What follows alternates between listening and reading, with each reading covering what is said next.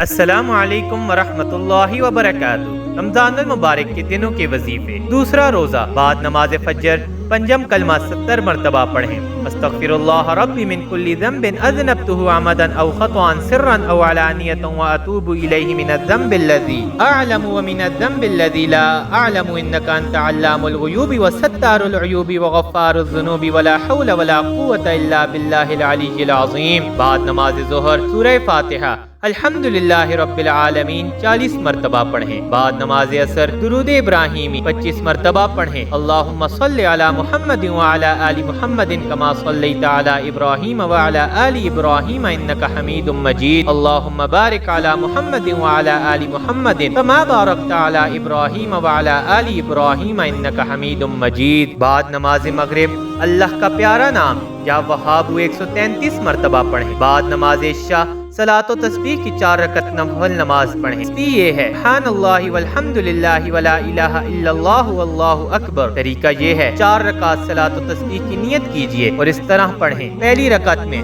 سبحانک اللہم کے بعد مذکورہ 15 مرتبہ پڑھیں۔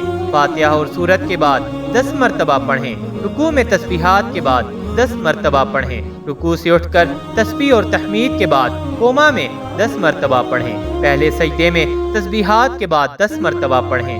جلسہ یعنی دونوں سجدوں کے درمیان 10 مرتبہ پڑھیں۔ دوسرے سجدے میں تسبیحات کے بعد 10 مرتبہ پڑھیں۔ دوسری رکعت میں فاتحہ سے پہلے 15 مرتبہ پڑھیں۔ قرات یعنی سورہ فاتحہ اور سورہ اخلاص کے بعد 10 مرتبہ پڑھیں۔ رکوع میں تسبیحات کے بعد 10 مرتبہ پڑھیں۔ قوما میں یعنی رکوع کے بعد کھڑے ہو کر 10 مرتبہ پڑھیں۔ پہلے سجدے میں تسبیحات کے بعد 10 مرتبہ پڑھیں۔ سجدوں کے درمیانی جلسے میں 10 مرتبہ پڑھیں۔ دوسرے سجدے میں تسبیحات کے بعد 10 مرتبہ پڑھیں۔ اس طرح تیسری اور چوتھی رکعت پڑھیے۔ ہر رکعت میں 75 مرتبہ اور تمام رکعتوں میں 300 مرتبہ پڑھیں۔